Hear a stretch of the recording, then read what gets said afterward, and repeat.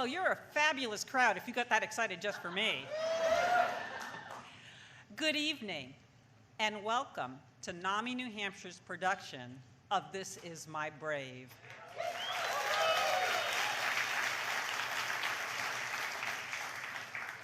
I'm Susan, and I work at NAMI New Hampshire. I want to thank each and every one of you for joining us tonight to help shine a light on the stories of brave individuals who have been affected by mental illness, suicide, and substance use disorder. Since we first held auditions back in January, these folks have been inspiring us every day, and I know they'll do the same for all of you tonight. I want to thank the national This Is My Brave sponsors, Janssen Neuroscience, Bristol Myers Squibb, Trigger Hub, and Sage Therapeutics. But tonight's event would not have been possible without the generosity of our local sponsors. Our signature local sponsor this evening is Johnson & Johnson. Our gold local sponsors are New Hampshire Hospital, Riverbend Community Mental Health, and Delta Dental. The silver local sponsors are Westbridge and Enso Counseling Group. I'm not done. Our media sponsor, once again, is Binney Media. And we have our in-kind sponsors, Burgu Media, Constantly Pizza, and Teetotaler. And one more, a very special thank you to Stephanie Vazzano and Melinda Wolf of Womankind Counseling Center for providing mental health support to our entire cast and crew. You are truly heroes.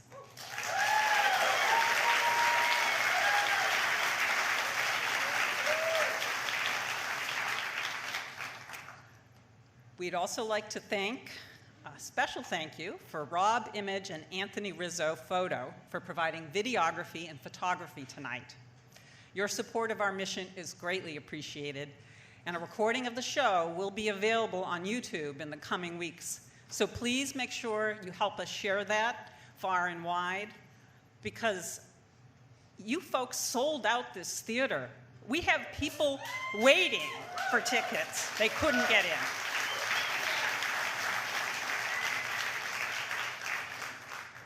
And finally, a huge thank you to all of our volunteer mentors who gave so much of their time and talent to support our cast throughout the production process. I especially want to thank our directors, Melissa Wieters and Nathan Fink, for bringing this evening's show to fruition.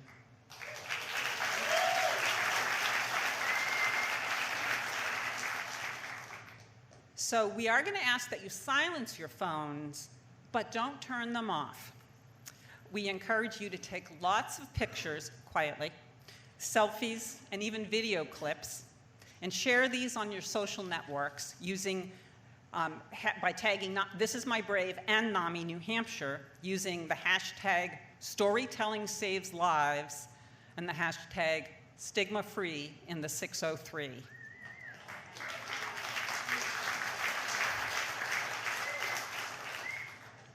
Tonight, you will hear stories of hope and recovery and stories of pain and joy. You will be enlightened and inspired. Our hope is that you will leave with a transformed perception of what it means to live with a mental health or substance use condition, thanks to the bravery of our cast members. The reality is that 1 in 5 Americans experiences a mental health disorder in any given year, but because of shame, discrimination, and stigma, we don't talk enough about it, leaving folks feeling alone and helpless and hopeless. Tonight, here on this stage, we're shining a light on mental illness and substance use disorder to show the world that we are your friends, colleagues, neighbors, community members, and you are not alone. Through the power of our storytelling, may you better understand mental illness and be able to help those in your life who may be struggling to hold on to hope.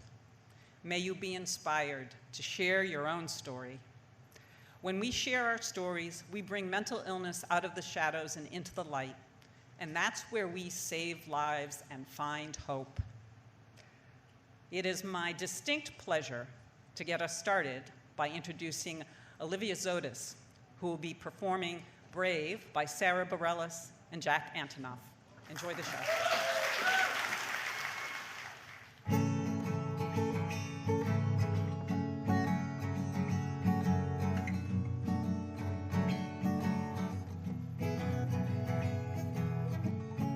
You can be amazing, you can turn a phrase into a weapon or a drug. You can be the outcast, you be the backlash of somebody's lack of love. Or you can start speaking up.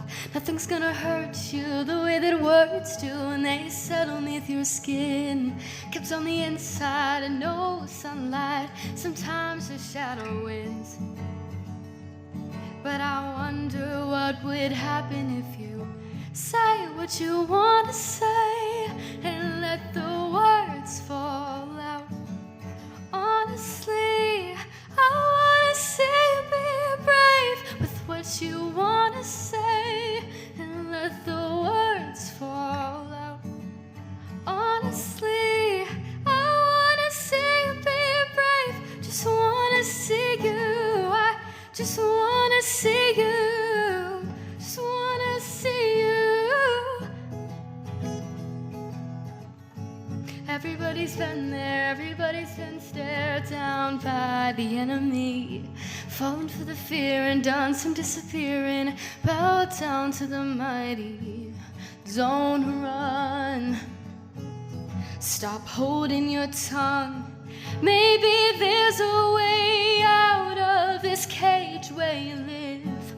Maybe one of those days you can let the light in. Show me how big your brave is. Say what you want to say and let the words fall out. Honestly, I want to see you be brave with what you want to say and let the words fall out.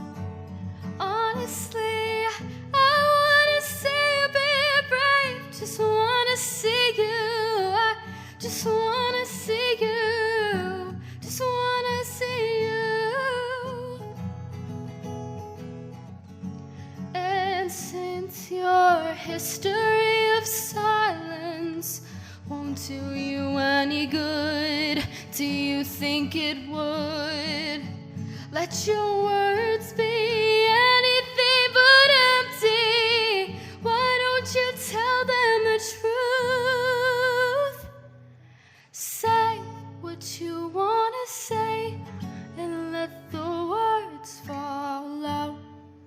Honestly, I want to see you be brave with what you want to say and let the words fall out. Honestly, I want to see you be brave. Ooh, I just want to see you be brave. Just want to see you. I just want to see you. Just want to see you. I want to see you be brave.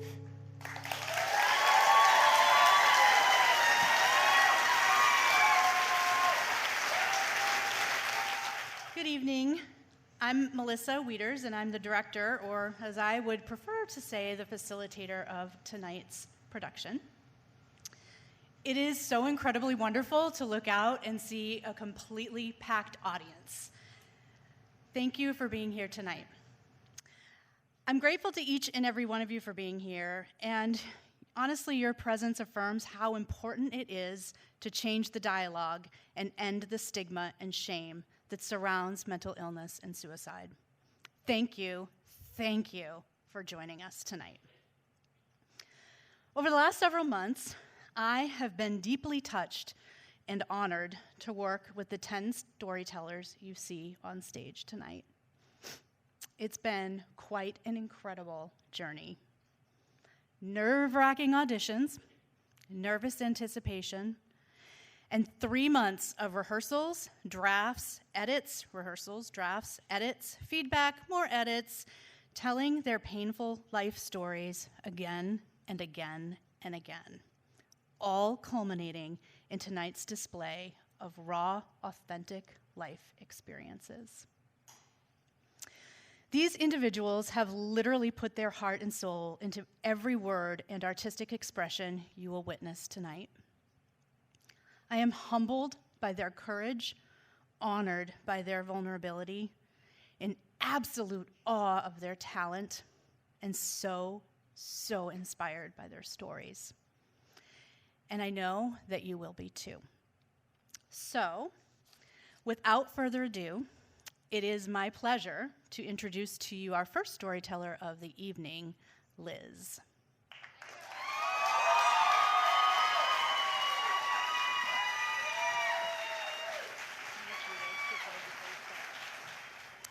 Right at the beginning of her audition, she stated, "I make it a point to do things that scare me, and this is terrifying."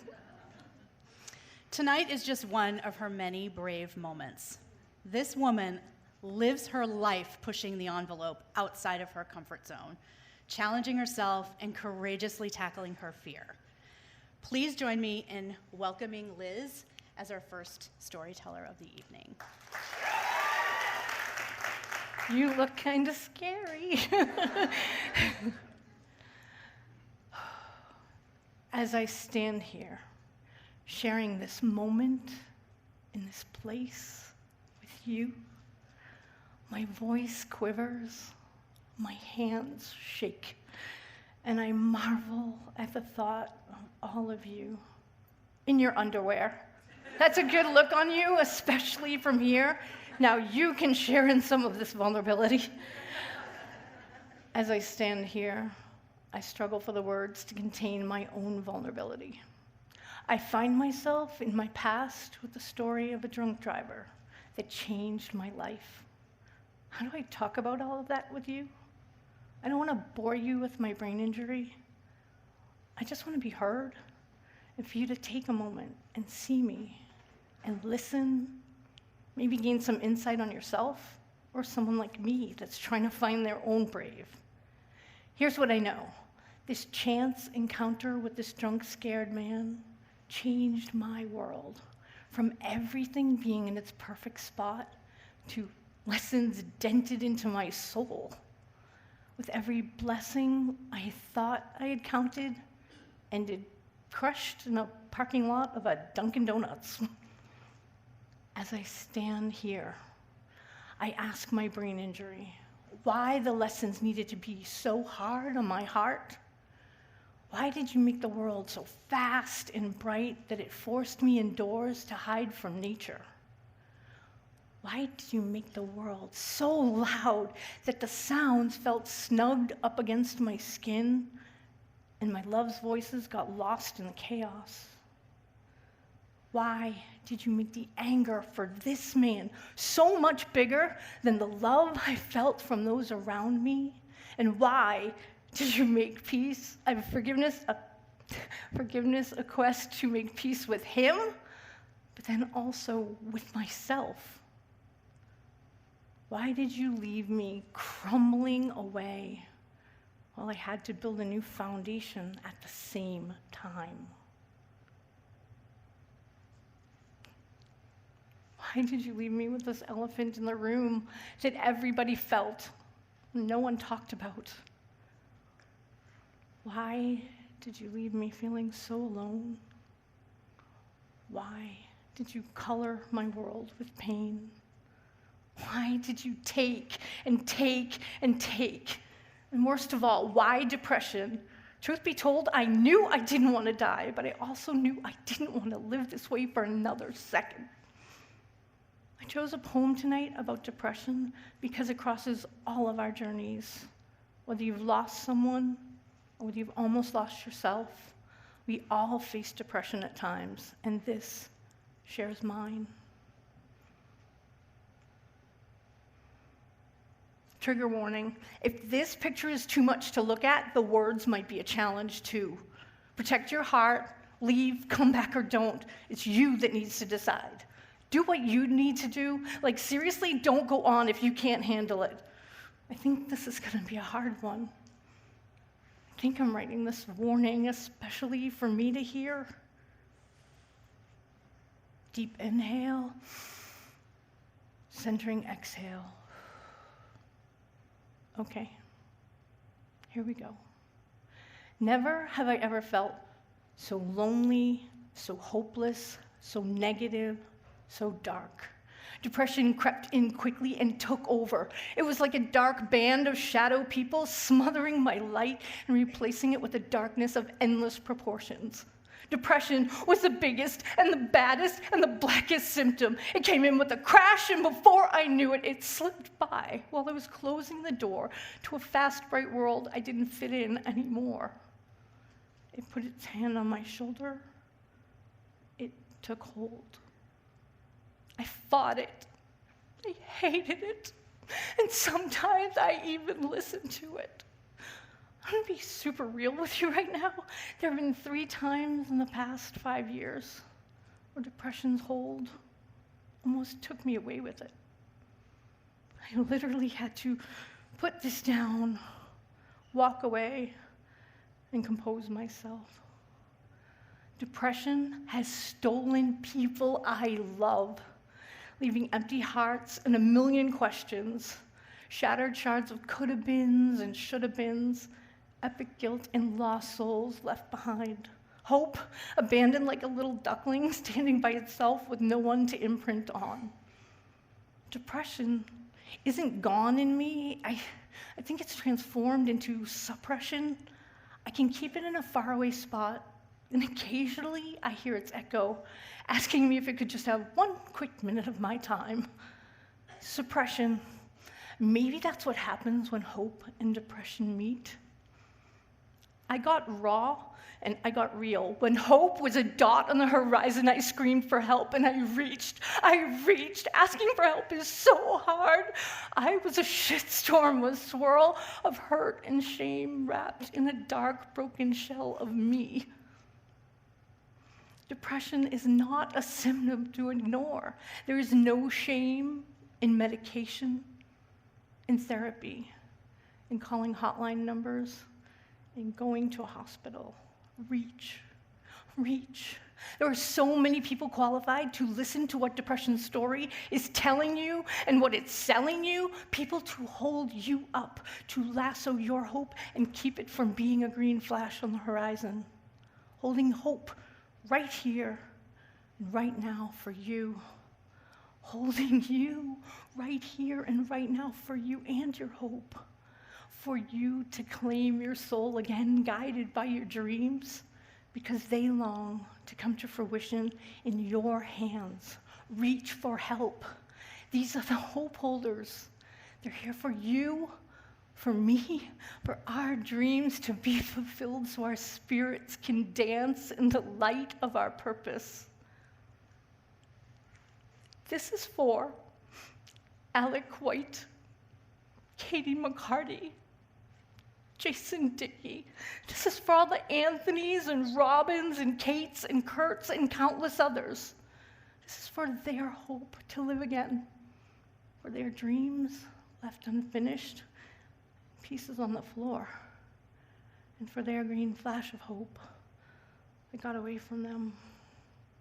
I give you this gift in their names, the gift of reach. 1-800-273-TALK. Hope holders are here to listen, not to judge. You are not alone. Hope is standing with you. Take its hand. Please reach. Hope is one outstretched hand away. I am Liz Stella Ford, and this is my Brave.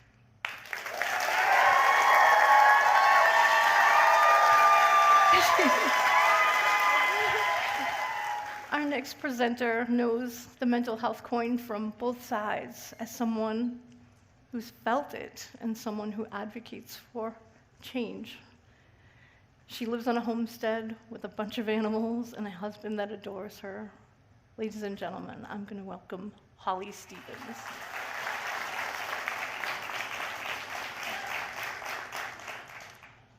This poem describes a 4-year period in my life that began with the loss of my parents at the end of 2018 and the beginning of 2019. While still grieving my parents' deaths, COVID hit, shutting down the world. My partner is a USDA meat inspector, and at the time, meat processing plants were COVID havens. My doctor instructed me to have 0 contact with my significant other during this time. He feared that if I got COVID, I would be one of those people waiting for a ventilator. So my partner and I went for over a year without seeing each other. As soon as both of us were vaccinated, my doctor said it was okay to have contact again. Despite this, my depression continued to worsen until I reached a breaking point. I knew if I didn't discuss my symptoms with my doctor, my safety would be in jeopardy. We tried several different medications that didn't help until he was out of ideas. He then referred me to a mood disorder clinic that suggested more medication changes. Finally, something worked. The changes took the edge off the depression enough for me to feel safe and semi-function in the world. I then decided to try non-medication treatment options in conjunction with the medication, which have returned me to a place where I truly recognize myself again. Transformation. Time moves on. Slam. The darkness is crippling. I cannot move. I do not want to move, but I have to. The light that used to shine has dimmed, and I can barely see. Paralyzed from within, without. Stirring thoughts jar me, thoughts I do not want, thoughts I fear I can't control. The darkness is overtaking, overwhelming, and there is nowhere to turn. Life has become unbearable, intolerable even. Time has slowed. Tick-tock, tick-tock. It's a struggle just to brush my teeth, to open the door, to greet the world. The postman says hello. It takes everything inside of me to give a half smile and mutter back a quiet, hi. My touch with reality slipping into small glimpses, slight sideways glances from a world I once knew. A world that was once familiar has become a gray and rotten mess. Time marches on, fast, and then slowed again. Tick-tock, tick-tock. Taking everything inside of me to fake being productive, I lose energy more quickly than it is possible to generate. How do I go on? I want to be done. But I sense a part inside of me that has not yet given up the fight. I reach out in fear of rejection, fear of the unknown, fear of losing all control.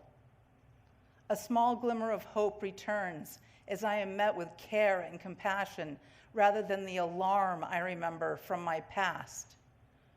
What is wrong with you? What have you done? A distant echo reverberates inside my head, shockwaves from an explosion. Time, my nemesis, getting lost in the space between, in the memories. Tick-tock, tick-tock. Trust is key in my new journey, the journey out of the darkness, out of this depression that surrounds me.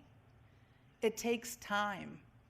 Patience is my friend, my enemy, a necessary evil. The road is long, requiring effort to put one foot in front of the other each and every day. Some days the sun refuses to shine, reflecting within rather than without. The path narrows and circles back on itself, I arrive in the place I was weeks ago. The path widens. I can clearly see where I am going, what I want to be. Thorns appear, making travel more difficult, scratching at my clothing, my hair, my bare arms. There are hills, there are valleys. I speed up, I slow down, the terrain taking its toll as the journey continues. Time passes by. Tick-tock, tick-tock. The sun shines, warming my skin. Rain falls, drenching and drowning me. I am chilled, but I continue walking on, trouncing through the mud as my shoes get stuck over and over. Time seems to dissipate and dissolve. Tick-tock, tick-tock. I turn a corner following the road around.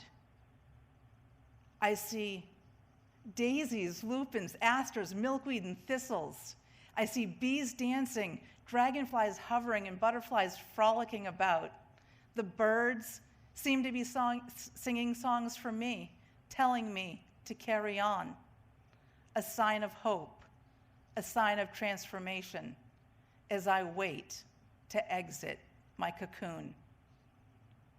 I am Holly, and this is my brave. Up next is my friend Anna, who is very close with her supportive family. What I love most about Anna is that she is a person who perseveres and never gives up. Anna has come all the way from Massachusetts to share her story with you. Please join me in welcoming Anna to the stage.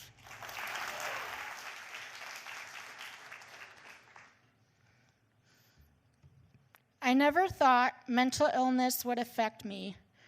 I always believed having a learning disability was enough to deal with. So when I learned I also had mental health issues, I wasn't sure I'd ever get past it. I blamed myself for being this way. I mused, I should have known. I went to school in North Andover, Massachusetts with the help of an IEP, independent education plan throughout grade school. As a kid, I was diagnosed with an Asperger's-like nonverbal learning disorder. My IEP helped me in my academics some, but I had a hard time socializing. I was the outcast, bullied by my peers. The stinging and painful words that my peers would spew almost every day were painful and even now sit with me. I had a lifelong rejection from cruel classmates and absent teachers who did nothing to stop the bullying. I didn't have the skills to cope with any of it. As I moved through high school, things got better. Properly skilled special education teachers, aides, and staff can go a long way to the success or failure of individual students in public school settings. My major obstacle in high school was the math portion of the state test required to graduate. My teacher, Deb, helped me to believe in myself and sat with me on the daily to make sure I'd pass and walk on graduation day and get my diploma. I crushed it.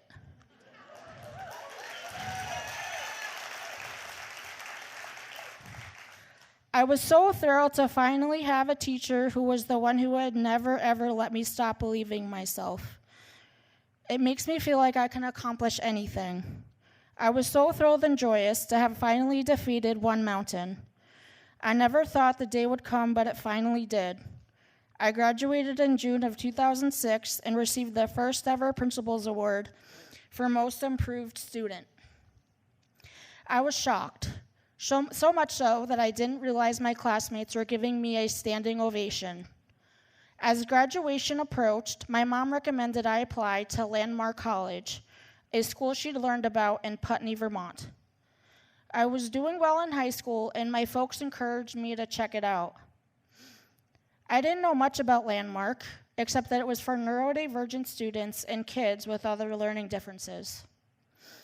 I took a shot and applied. Many weeks later, I got a life-changing manila envelope in the mailbox. At first, I thought I'd been rejected. Expecting more of the same, I opened the envelope and found an acceptance for the coming fall. I was ecstatic. I felt good things were ahead. For a while, I was right. The small campus made the school seem like a cozy community. Now, I felt ready to take on the world and begin a new journey in college. I thought this would be a new change, a community of my own, that I'd finally make friends. In the fall of 2006, I started my studies full of hope. I got my list of classes, prepared to spend the next couple of years working towards my associate's degree. But upon my arrival as a freshman, I would still feel ostracized and alone by a community that should have made me feel welcome. I loved my classes and never skipped them, but I would end up isolating myself for the entirety of the 2 years. I continued to find it hard to feel like anything other than an outcast. I wasn't socializing to the best of my ability. Sure, I would go to classes and get the grades, but I would go back to my dorm and keep to myself. I'd find some small community towards the end of my time at this college by participating in some extracurricular activities, but it was too little, too late. Graduation snuck up on me. It came on the heels of a terrible ice storm. The anxiety of the unknown and fear overwhelmed me. I wasn't myself. I was in my own universe. There was something wrong, even then, that I couldn't pinpoint. I did finally graduate with my associate's degree in December 2008, and I was accepted to a few colleges for my bachelor's degree. I chose a small college in New Hampshire and started in the spring of 2009, never thinking my life would change forever. I found out I was only a year out from obtaining my bachelor's degree, but there were obstacles in my way. I was seeing a doctor regularly for some of my physical conditions. I visited my old college where people turned their back on me because they didn't understand my illness. Visiting triggered PTSD. The end of semester was coming up, exams, schoolwork. There were many small things. Everyday things people do. I didn't know there was anything wrong. It piled up, became a mountain. I ended up in the hospital struggling with psychosis. While I was in the hospital, my mom was making phone calls. She wanted me to find help in community for when I was okay enough to get out of the hospital. I was too sick to be capable of doing anything myself. I had to recover and get better before I could actively find a unique and special community that was all my own, before I could live on my own again. When I first got out of the hospital, I lived with my parents for 6 years until I found the Point After Club. The Point After Club is a place for people who struggle with mental health issues. We socialize, we interact, we support each other with work and education goals. We go on fun activities to the beach, Red Sox games, and most recently, Fisher Cat game. I finally found my own community of peers who wouldn't ostracize me or make me feel alone. I became a member of the Point After Club, and the staff and other members advocated for me, and I advocated for myself. In 2020, I started living in my own independent housing. I thought I would always be living with my parents in some capacity, not just because of my mental health, but my physical health too. Living on my own, I feel lonely sometimes, but that's normal. It also feels invigorating. I have my own private space. Because of the Point After Club, I can now support others with the same compassion they had for me. Today, I help others. I talk to people, I listen, I offer resources for support, I welcome new people, and show them around the club to help them find where they fit in. My mom helped me, I found help, now I help others. Without them, I wouldn't be who I am today. Regardless of all my sicknesses and all that happened to me, I came out strong in the end, and I have the support of friends and community behind me to make sure that I stay strong. I was born different, and I was born to tell my story. I'm ready to change the world and to break the stigma. There are so many people who are still afraid of what they don't know. And there are so many people living with psychosis who live their lives just like everybody else. I'm Anna, and this is my brave.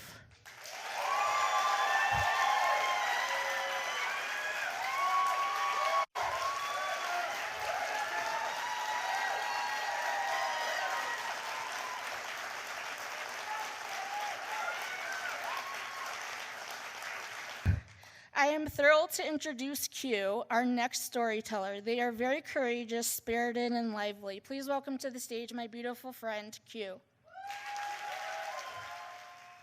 I've spent the last decade of my life in a hazy sense of autopilot.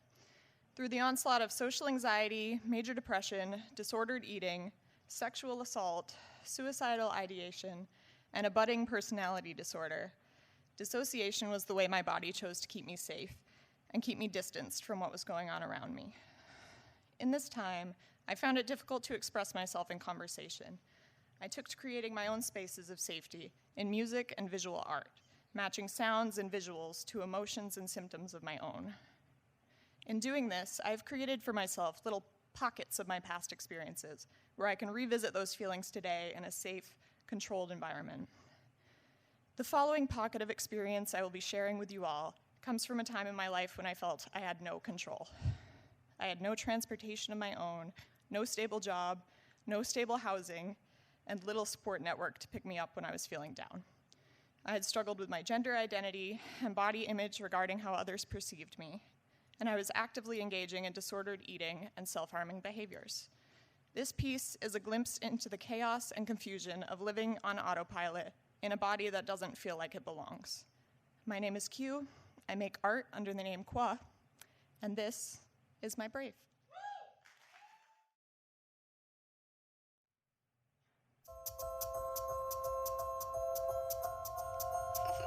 It's Qua.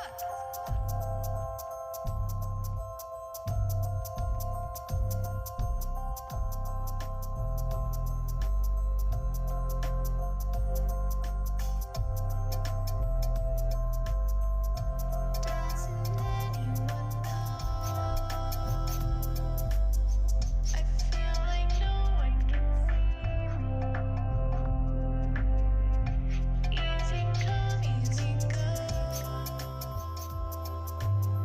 I know that I'll go out fighting.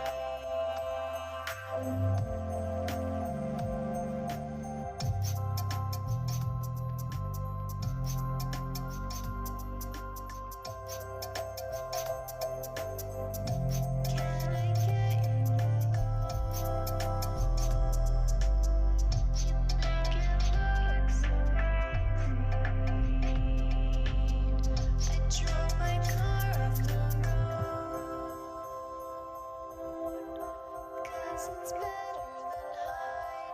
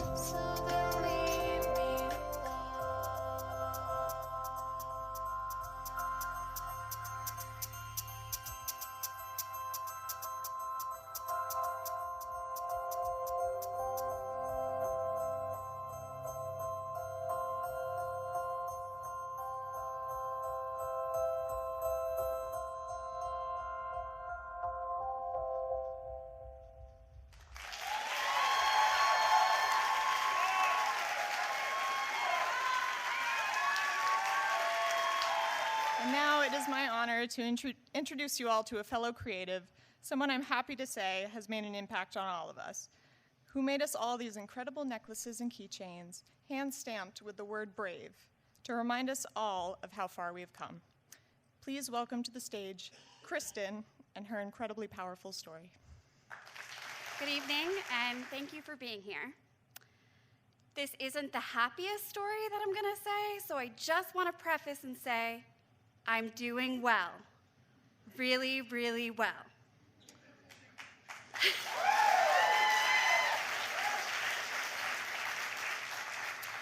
But this past year has been my hardest. I've had a lot of tough years, but this past year I've had 5 hospitalizations and 3 attempts to leave this world. But I use poetry as a way to communicate how I'm feeling with my friends, my family, and my husband. Sometimes it is hard for people to understand why I would be unhappy. With my illness, I'm not sad, I'm not really unhappy. I just have these feelings that I don't deserve to live. Those feelings can be so overwhelming that I feel like I have to act on them. It's not the same as being unhappy with my life. I really am happy, but depression makes me feel like I just don't deserve to live. In my poetry, I can describe these more complicated and complex feelings and thoughts. I will be reading 2 poems. The first, entitled My Gremlin, touches upon a method I've embraced to externalize depression. My therapist introduced me to the book How to Tame Your Gremlin by Rick Carlson. And his concept of the gremlin was honestly life-changing in the way I perceived depression and taught me to view the negative thoughts I was having in a different way. In this poem, I want to explain that change in narrative and show that different perspective. Here is my gremlin. When you're watching a movie, one that usually captures you, with the people you love surrounding you, and he creeps in, infiltrating your thoughts and mind. He tells you lies. They don't make sense for this moment. You can't pinpoint why. Why must depression show his face now? It is a happy day. It is Easter, a day of rebirth, a birthday, a day of rest. Yet here he is, whispering, "You're not worthy of love." You try to fight back. You say, "These are just thoughts." You try to challenge them. You say, "I am worthy." You say, "I am loved." You say, "I deserve peace." And the more you repeat, the more you start to think, maybe he is wrong. You see, my gremlin lives within me. I imagine he looks like the mucus man from the commercials, oozing lies, leaving a gooey trail of despair, determined to set up camp in my head. See, it's like Inside Out in there, but grimmer. Joy is often on vacation or more likely held hostage by depression, with anxiety rocking and hyperventilating in the corner. And the gremlin has hold of the command center. I'm not a depressed person. I'm not an anxious person. No, that's not who I am. That does not define me. No, I'm a person with a gremlin living inside me. He's convincing. He's conniving. He's determined. He's lying. I teach about the gremlin to others. I say, "You are not your depression." I say, "You are not your anxiety. That's your gremlin." This can help, for some, to lift that blame. I'm not delusional. I know there's no green gremlin. But there's something, and it's less scary when you can name and see it. I draw a picture of my gremlin, and I laugh at the face of shame and fear. "You see, gremlin," I say, "I am stronger than you." He still comes around sometime, but now I can usually tell when he's coming, and I'm ready to fight my gremlin. Along my journey with depression, I have tried countless treatments. CBT, ACT, DBT are all therapy models that I have tried. Then came medications. I have tried many medications to fight depression. Only some are listed in this poem entitled My Transformation. I think sometimes there is a misunderstanding that someone may simply take a singular medication and it work and they're good. That may be the case for some, but for the majority of us, there is a continuous game of trial and error. Each medication often comes with side effects. Side effects such as weight gain that may then lead to an increase in negative thoughts. It becomes a balancing game of, is this medication worth the side effect? This poem brings my particular battle with medication-induced weight gain to light. Here is my transformation. I used to weigh 120 pounds. I would run 30 to 40 miles a week. I traveled to South Africa. I wandered around alone without a cell phone or ID, getting into the back of strangers' trucks. I had no fear. I shark cage dived. I bungee jumped off the tallest bridge to bungee jump off of in the world. I lived recklessly. I used to weigh 120 pounds, and I used to dream of killing myself.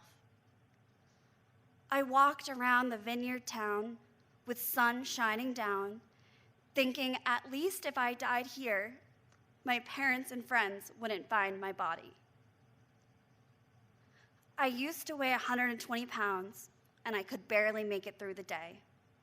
I had difficulty visualizing a future of returning to the US. Somehow, I made it back. I weighed 120 pounds. Lexapro was next. Then Zoloft. I weighed 130 pounds. 140, 145. Wellbutrin came next, 150. Then Trintellix. Then off that one made me vomit daily, so back to 135. Then my first hospitalization happened. Changes were made.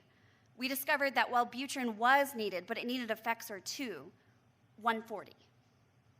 Lamictal was next, 145. Then we added the Abilify. That was the big culprit. The Abilify cost me 50 pounds. We tried going off it because of the weight, but I immediately became suicidal again. I now weigh 190 pounds, and I recently married the love of my life. I weigh 190 pounds, and I don't run as much, but I'm starting to get back into it. I weigh 190 pounds, and I still struggle sometimes, but I feel more alive than ever. I weigh 190 pounds, and I feel more like me. I used to weigh 120 pounds, and my mind was slowly killing itself. I weigh 190 pounds, and I'm alive and happy. And I'm writing poetry like I'm running out of time, but I'm not running out of time for once. In my transformation, I want to show that I had to find a way to survive. Sometimes people think that I'm persevering or that I'm working so hard, but for me, it doesn't feel like perseverance. It feels like desperate survival. Just the most basic trying to survive the moment. I have to find a way to survive. And if a medication isn't working, then I'm going to try the next thing, and then the next. I have to survive. I am Kristen, and this is my brave.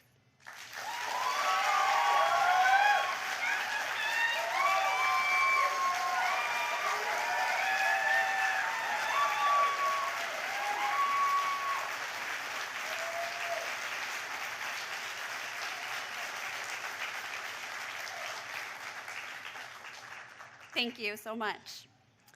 Now I am honored to introduce you to Sarah. Sarah is a strong person who loves fiercely and has a passion for being there for others and creating connections. Sarah is the type of person you are lucky to meet. Her story is raw and vulnerable and needs to be heard. Welcome, Sarah. Hi, I'm Sarah.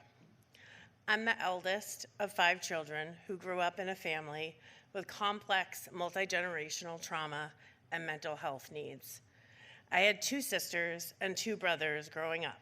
I do not have that many siblings anymore. This is a part of my story as a sister. I had a sister. She was my best friend. She led adventures and created imaginary lands. I had a sister.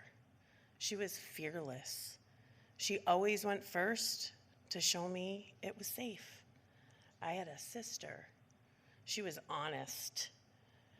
She told the truth even when it was uncomfortable. I had a sister. She was intense. She minced no words. I had a sister. She was a runner. She used to stop at our granny's house during track practice just to visit. I had a sister. She drank too much. She went to rehab when we were 15. I had a sister. She was a young mother. She was a great sober mother for 10 years. I had a sister.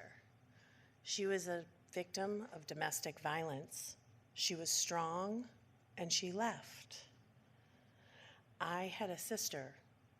She was a single mom. She was a dedicated and lonely mom. I had a sister. She wanted to date. She thought she could meet for a drink. I had a sister. She lost her way. She was an addict. I had a sister. She struggled with her mental health. She self-medicated. I had a sister. She was an addict. She lost her son. I had a sister. She had a broken heart. She self-medicated. I had a sister. She was angry and mean. She stole things and hurt people. I had a sister. She asked for help. She wanted to be herself again. I had a sister. She was desperate and broken. She detoxed in my arms. I had a sister. She was addicted. She got treatment for 28 days. I had a sister. She was released too early. She overdosed and died. I had a sister, and I miss her. I had a sister. Her name was Kristen Renee Bouchard, but we called her Christy.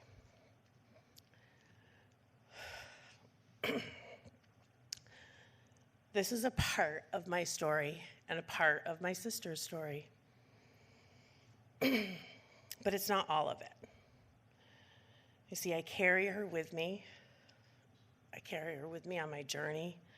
I know she's with me when I make authentic connections.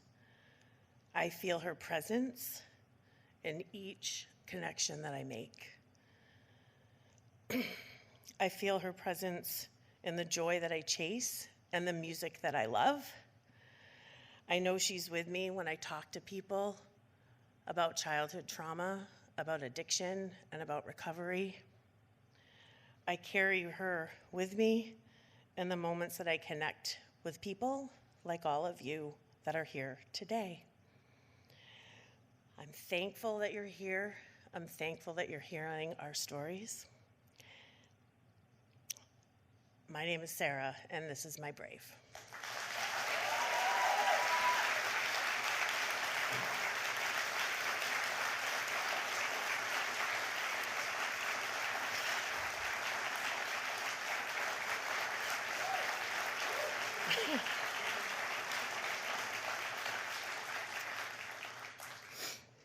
Speaking of connecting, I want to introduce you to a man I am so grateful for the opportunity to have made a connection with through this process. So please help me to welcome Don, who's going to share with you a very different story than mine, a story of recovery.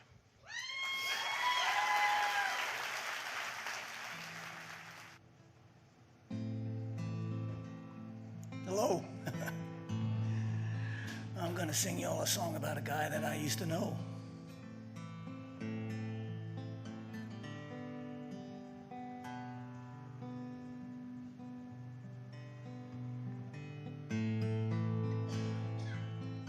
Well, I never felt so poor. All over my body sore. Standing here, shivering and shaking in the bathroom of this dirty, godforsaken gas station.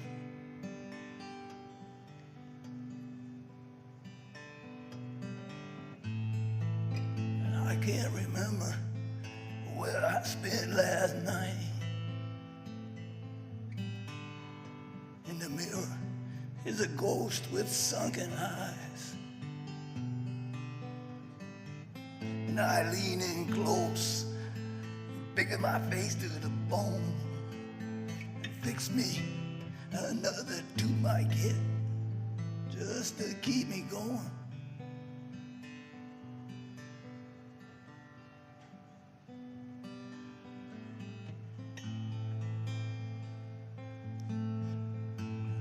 I'm always grateful for the next meal. And down at the shelter, I'm just making more deals. And I find a bed, it's marked with my name. Feels like I'm lying in a grave of shame.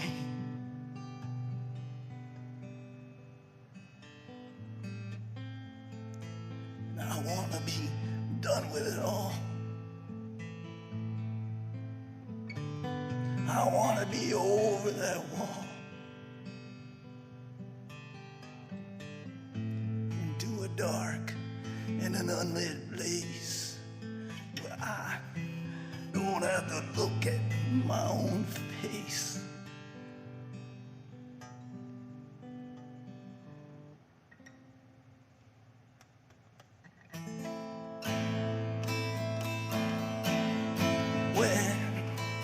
I go home? When can I go home? And sleep like the just in the bed of my home. I ain't getting any stronger. Can you tell me how much longer I gotta carry everything I own? When can I go home? When can I go home? When can I go home?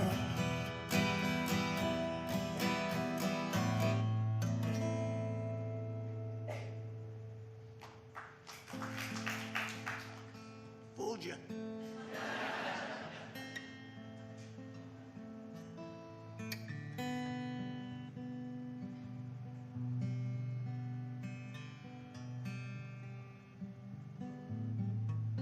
Well, it's so hard to concentrate.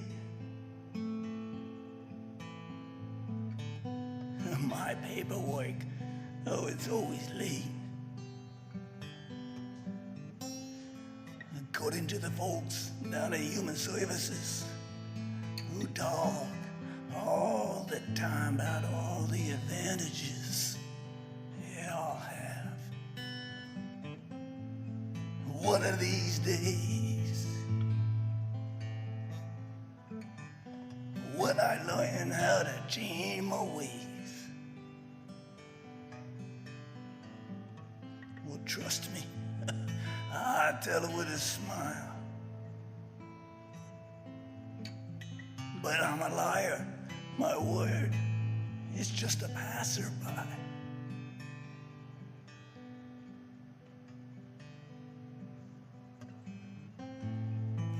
And I blow every goddamn opportunity. I steal from my own family.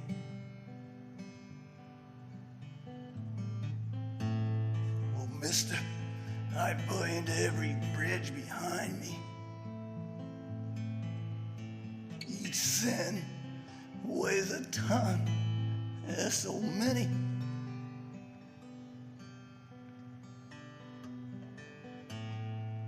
But with a pick and a needle and a spoon,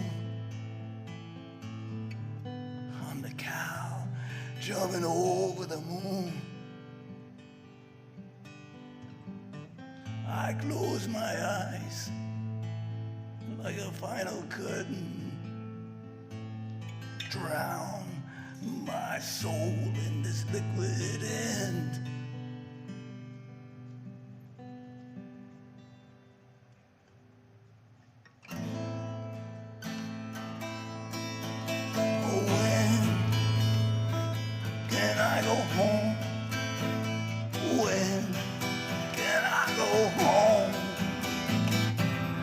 Sleep like the just in a bed of my own. I ain't getting any stronger. Can you tell me how much longer I gotta carry everything I own? When can I go home? When can I go home? When can I go home? When can I go home? I go home.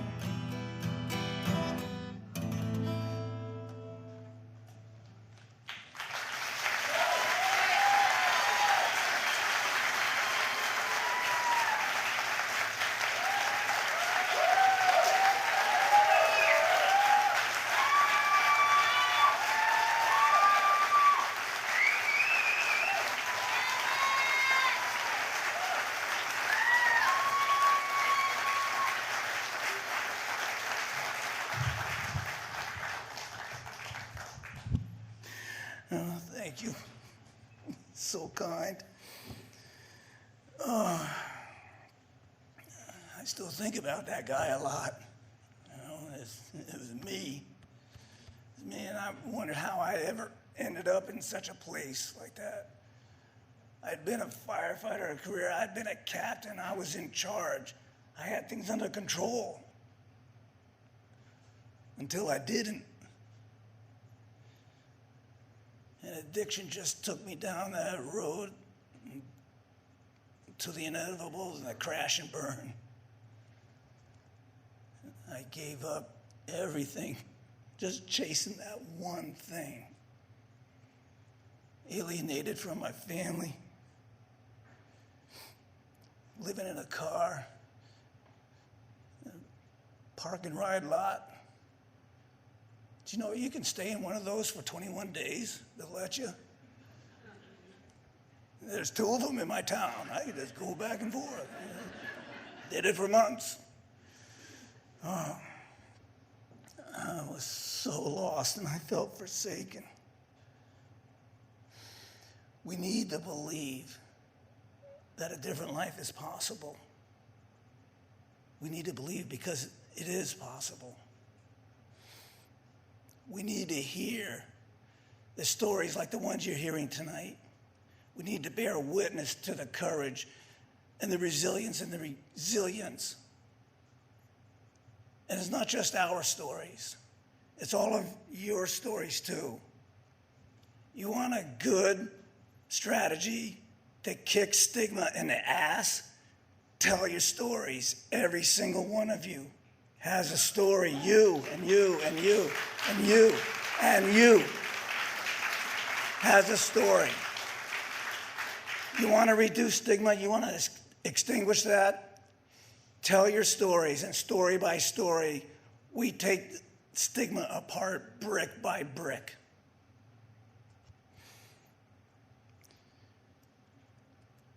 I usually carry a guitar pick with me. And I play that song to myself almost every day in the privacy of my little tiny home studio to remind me of where I was. Because I wrote that song 6 years ago when I was active with my addiction. And it reminds me of where I was.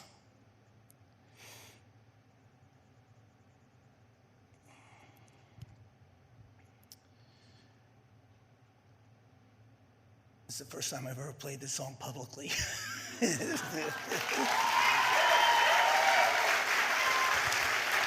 Thank you for bearing with me. But I'll tell you what, I got something else to show you. This sobriety chip right here. I carry this every single day in my pocket because it reminds me of where I am now. Because with a lot of help and a lot of support, I trusted the process and I gave up that one thing and I got everything back. And now, I could be a part of the world again. I could pay it forward. And my work as a clinical mental health counselor is like, I'm a part of this now.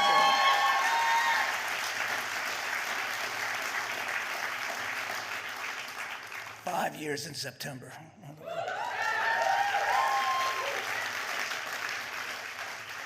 My name is Don. I'm living in recovery. This is my brave. Thank you so much.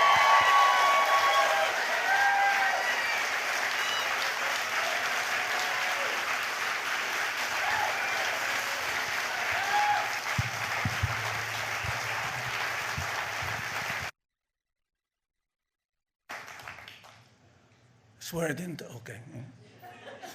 I didn't touch it. I'll break it, but I didn't touch it. I want to introduce our next storyteller to y'all. This is a beautiful person that I've had the privilege of knowing for over 30 years. She is a force of nature and with a story to match. Please welcome Deb.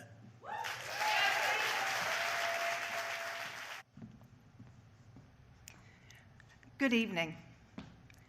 For years, I wore my uniform and my firefighting gear as if it was a suit of armor. With this protection, nothing can penetrate, nothing can get through to me. I am made of grit, I am made of steel, I am Wonder Woman. Untouchable. Maybe.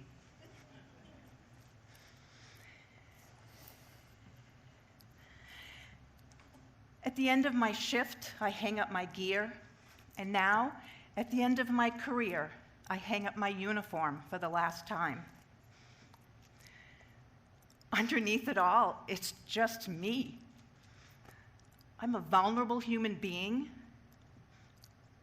I'm not a superhero, just a person with flaws and with feelings, sometimes very deep feelings.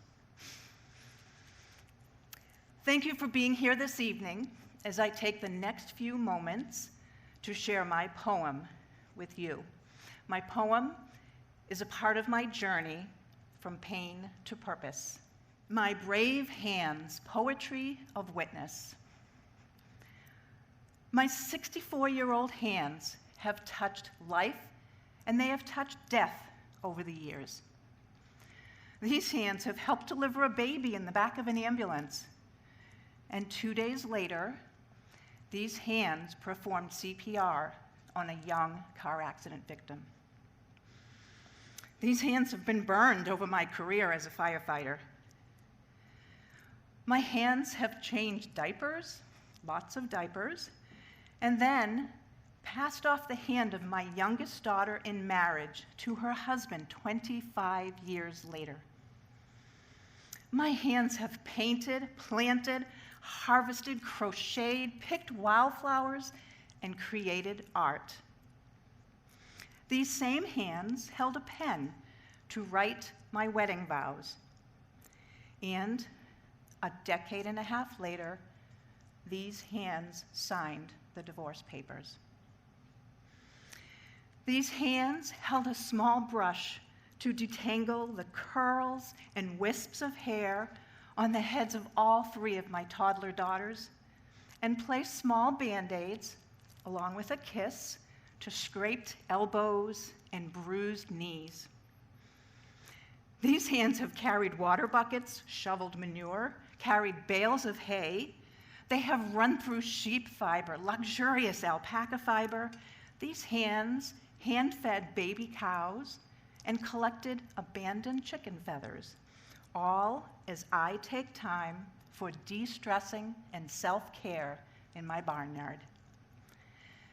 You see, if these hands are anywhere near animals, I become grounded. These hands have bathed my dogs, lovingly bathed my babies, and these hands also gently caress the cheek of my dying mother. These hands have sorted laundry, cooked thousands of meals, and these hands have cleaned toilets, preferably in that order. These hands have held my hours-old newborn granddaughter, and these hands have hugged my dad, living with dementia, both on opposite ends of their lives. These hands have learned to play lively Celtic tunes on the bagpipes and enjoyed many a St. Patrick's Day parade. And maybe, here's a secret, maybe these hands tipped a green beer or 2. These hands also learned to play slow and haunting airs on the bagpipes and hold vigil at the side of a firefighter's casket. As much as I love Irish music, I do have to hold these hands over my ears occasionally to drown out some Irish snoring. Sorry, dear. These hands have held hiking poles to guide me to the top of New Hampshire's tallest mountains, and these hands were used to dig for seashells along the shore of the Atlantic Ocean, as well as picked up small heart-shaped stones along a forest path. You see, if these hands are anywhere close to nature, I become grounded. My hands have guided Reiki energy to the suffering, and these hands have reached out as I sat with a paramedic after he tried and tried to save the life of a drowning victim. These hands, at 15 years old, struggled to fight off the football team captain who wouldn't take no for an answer. These hands have clasped tightly in prayer when I was given a cancer diagnosis, and then again after surgery when I was found to be cancer-free.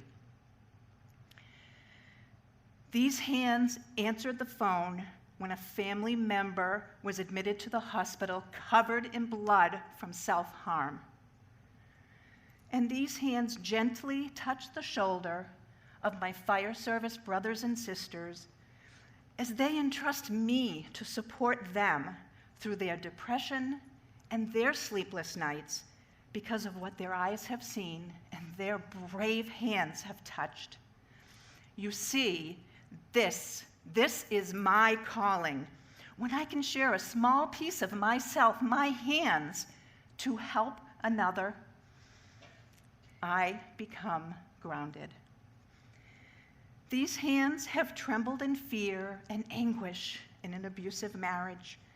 And these are the same hands that I needed to hold over my heart to remind myself that I am alive, to hold over my diaphragm, to remind myself to take a moment to just breathe.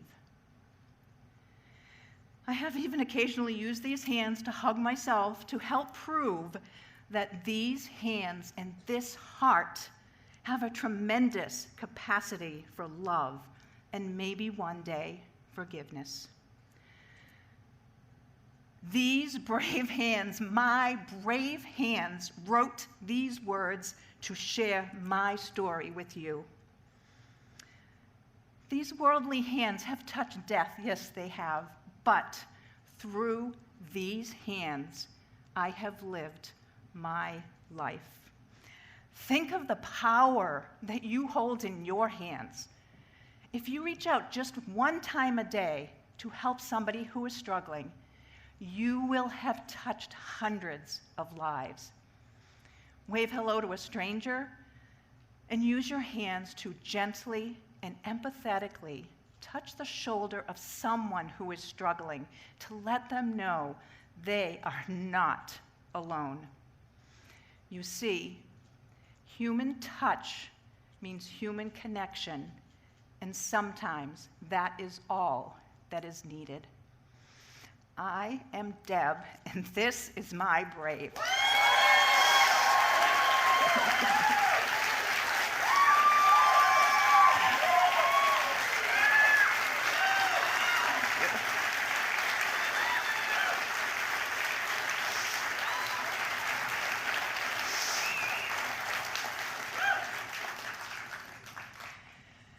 And next, I have the pleasure and the honor to introduce a fellow storyteller and my new friend.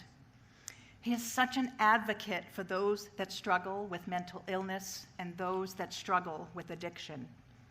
He comes to the stage with courage and openness and fortitude as he shares his story of hope with you. Please welcome Brian to the stage. All right, I wasn't sure how to start, just to get into it, so if I could take a moment and just tell you how I got here. I have a friend, Lou. He used to be what he says really important in the state, and he's in memory care now. And his partner, Mary, I was visiting them back in November, and I showed him a video of Bishop Hirschfeld, how he talked about his depression a couple years back, last time they had this. And Lou said to me, he said, when is your talk going to be? And I said, Lou, that's not me. And he said, well, Hirschfeld's got depression, you've got depression, so you should talk about it. And I'm like, I said, Usain Bolt is the fastest man on the planet. I've got legs. You see where I'm going with this, Lou? Anyway, so he challenged me to audition. So I never thought I'd get picked for this, but Melissa said they were going to give a call no matter what at the end of the week. So when I saw the call come in, she said it'd be from Arizona, so I'm like, oh, okay, cool, I got this. Pick it up, off the hook. And then she said, we'd really like to include you, and I was like, oh, God help us. But anyway, so thanks for bearing with me while I humanize myself a bit, because I couldn't really just jump into this. But here we are. All right, let's do it. I lost my father 2 years ago to Alzheimer's disease. And we had a pretty tempestuous relationship. Often he was an irascible man. But he was my dad, and I loved him. He ran out of time before he could actually do what I was going to do tonight with you folks. Actually be vulnerable and talk about his path through addiction and his path with mental illness. It's all about breaking a cycle. And, there's paying this forward, but this is my payback. Wherever he is, I hope there's no more questions than just answers. But this isn't for my dad.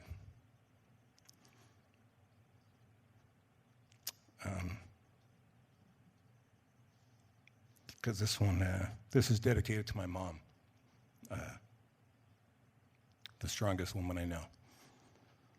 So, I survived childhood trauma that was so destructive, my mind simply locked it away.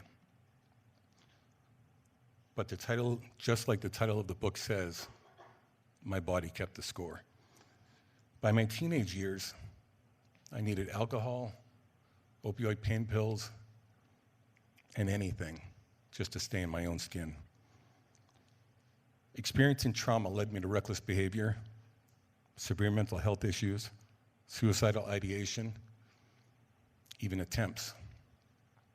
Specifically, though, it left me with crushing, debilitating, treatment-resistant depression that I've lived with for over 35 years. So even after I got sober, it was hard asking for support for the depression. Back in those days, if you mentioned mental health at a 12-step meeting, some crusty old guy in the back, probably actually younger than I am now, would stomp his foot, have a conniption fit about outside issues. Anyway, there was one point when I was in such bad shape, years after that, my wife at the time called my sponsor, a guy named Chip from Charlestown. He's a really hard guy. He was a Marine. And she asked if he could come over. And he got there, and he came over, and I met him at the door to try to tell him it wasn't that bad. But he wasn't really a hugger, but he gave me a hug, and he just said, "I've never seen somebody so broken who's never seen combat." So I don't know whether to feel a million times worse or a million times better when he said that, but it felt damn good to be seen. It was eye-opening for both me and for those around me who cared about me to realize how profoundly affected someone could be, and you would never know. So in 2013, I signed up for a double-blind research study on treatment-resistant depression down in Bethesda, Maryland at the National Institute of Health. My fourth day there, I woke up and I went to breakfast, and I hadn't a clue that I'm sitting down there and there was just like streams of tears coming down. So I wasn't sad. It was simply that it was that big of a relief to not be pretending anymore. And I went to the chief nurse and I said, "I don't know what's going on. You've got to help me." She was a really tall Nigerian woman named Immaculata, after the nun that raised her. And she just took my hands in her big hands and she replied, "It's typically about day 4 or 5 with the men." She said, "They've been trying to hold it together so no one sees how weak they are." Instantly, I asked her the dumbest question you could ask a nurse at the NIH. I said, "How do I make it go away?" Immaculata looked at me like, "Did you just seriously ask me that?" And she said, "Brian, the only way past it is through."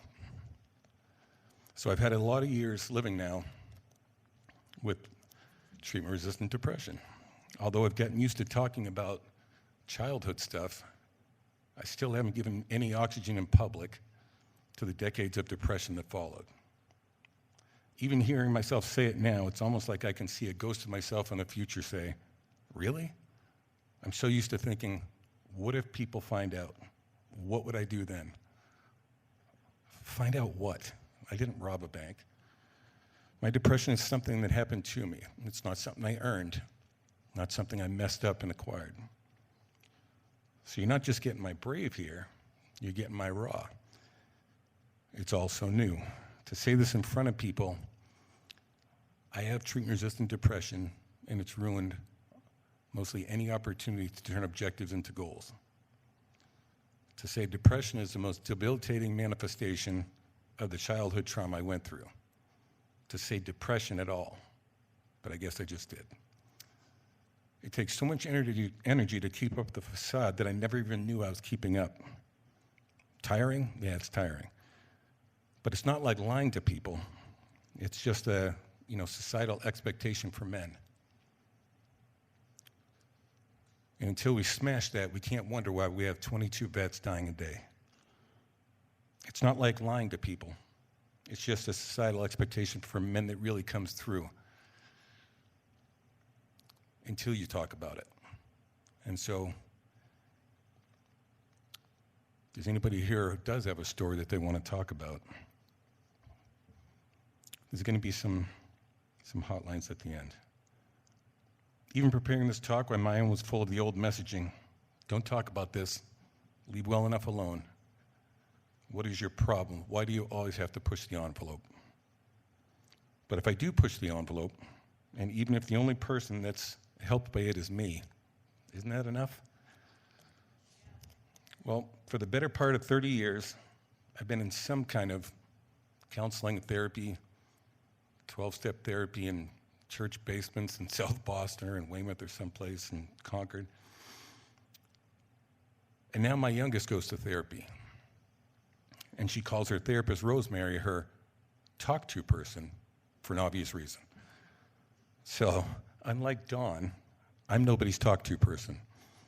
But maybe tonight I can serve as somebody's motivation. Because if I haven't motivated at least one of you to open up about that story that you were going to take to the grave, then maybe touching on trauma will. So trauma. Yeah, it's a word we hear a lot these days. And I sincerely hope to dispel some myths about it, as well as give my take. So we are wired as human animals for survival. That's just an indisputable fact.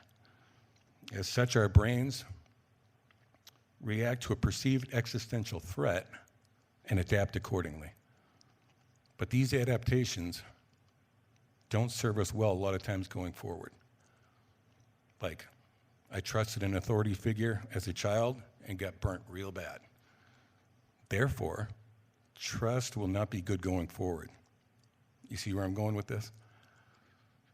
And our brains perceive our respective existential threats and store them in an area of the brain devoid of clocks, calendars, and time at all. Locked away. Like a cancer, though. So it's all neat and tucked away for us? No. Unaddressed or underaddressed trauma, it leads to mental health issues, substance abuse disorders, and generally unfulfilled lives. So, been up here a little while, but I got 6 things left to hit on for trauma. You ready? Trauma is trauma is trauma. I don't care if you acquired it in Iraq.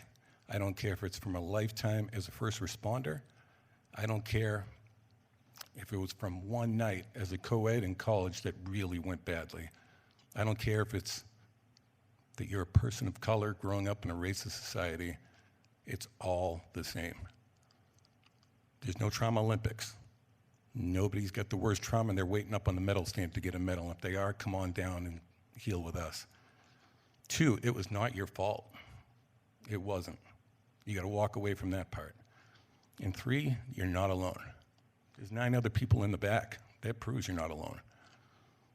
4, you not only can recover, you will. Will it be easy? Nope. But nothing worth doing ever is, right? And 5, recovery is not linear. A broken finger is, unless it's really bad and you put in a snowblower like I did. But you break it, they cast it.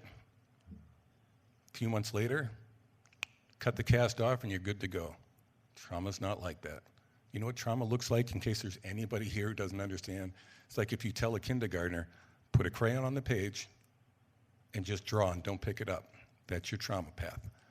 Confusing, scary, wonderful at times, but that's what it looks like. In recovery, it doesn't mean you're done with it. It doesn't at all. And it simply means, recovery from trauma, it simply means that it doesn't own you anymore. The ways that you dealt with it, whatever happened, maybe you can sleep better. Maybe the way you interact with your spouse is a little better. Maybe a lot of things go better. Will it still suck at times? Oh yeah, but you're not alone. And we got this, right? So anyway,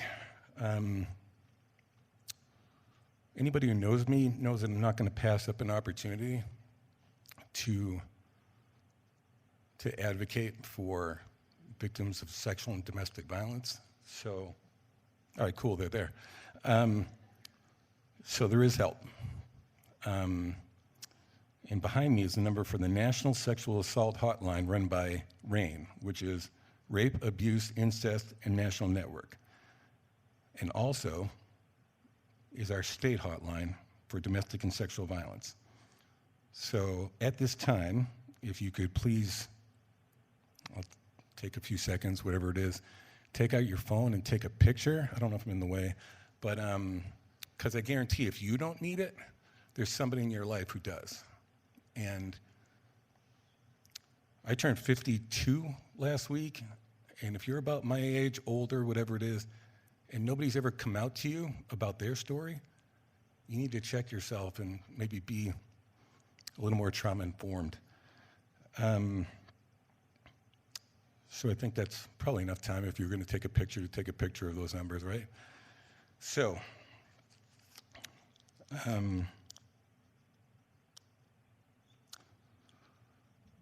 yeah, I'm Brian, and this was my brave.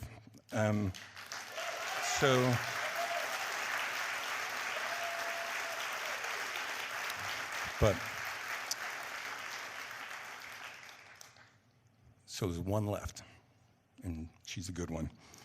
So Haley, she's a music teacher. She's traveled the world. She's also a songwriter, and her lyrics are just poetic. You won't believe it. She also has the voice of an angel. And here she comes. All right. Whew.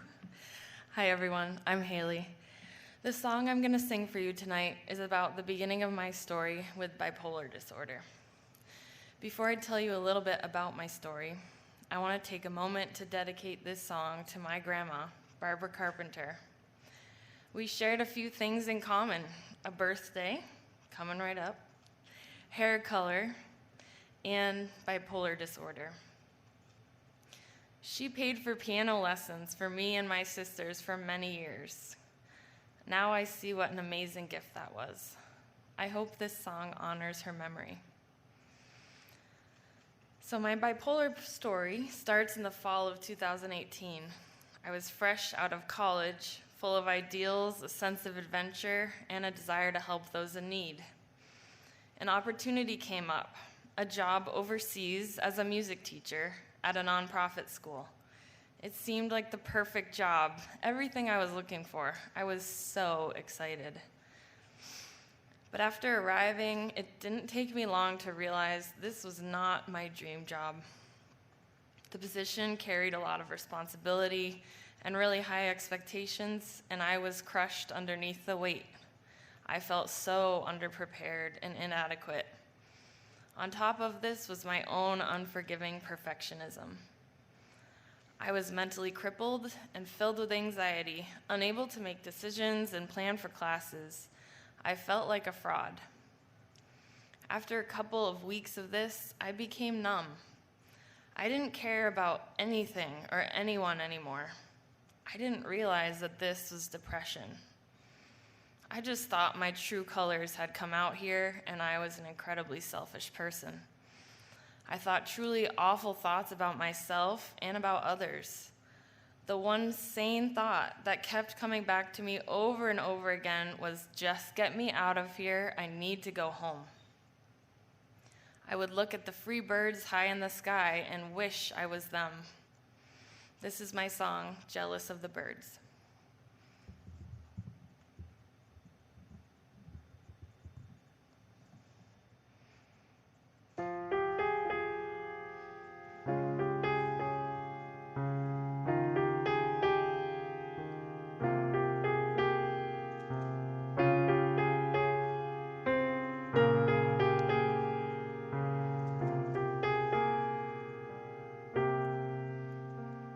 Stuck in this room, been here for hours.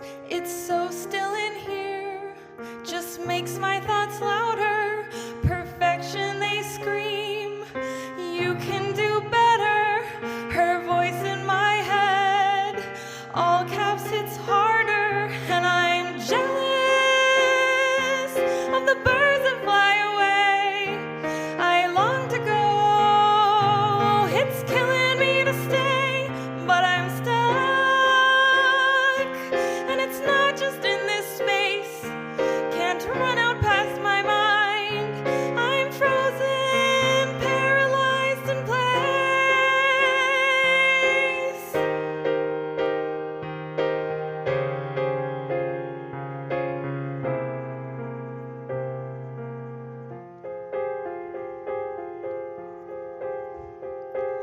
starting to crack. Can't keep it together. Don't care anymore. I'm losing my cover. She must be bad, terribly wicked, to not feel a thing for the afflicted. And I'm jealous of the birds that fly away.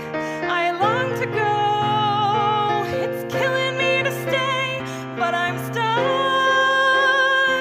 And it's not just in this space. Can't run out past my mind. I'm frozen, paralyzed in place. Paralyzed in place.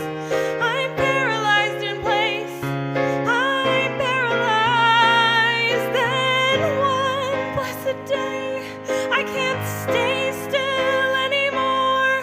I'm packing in the dark, and finally I soar. And as my wings take flight, the feelings don't return.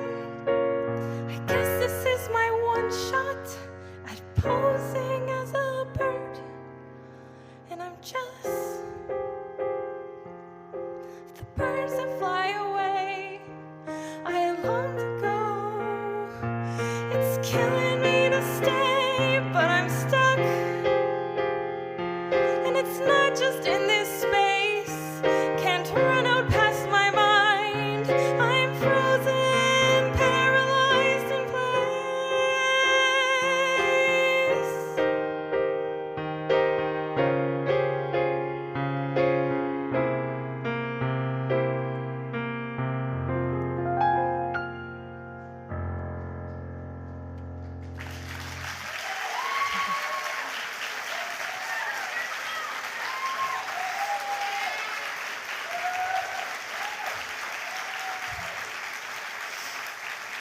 Thank you. The ending of my song tells how I got my wish. I was on a plane home 3 months after I arrived, but my sickness followed me home. It was a long, hard journey to get better, way longer than a 15-hour plane ride. I've been stable for 3 years now, but I don't get to ignore my mental well-being anymore. I've had to learn the signs and the triggers for my disorder, and it takes work to listen to them and to take care of myself. My message to you is don't run away from your mental health. Reach out, get help, or allow others to help you. And no, you're not alone. I'm Haley, and this is my Brave.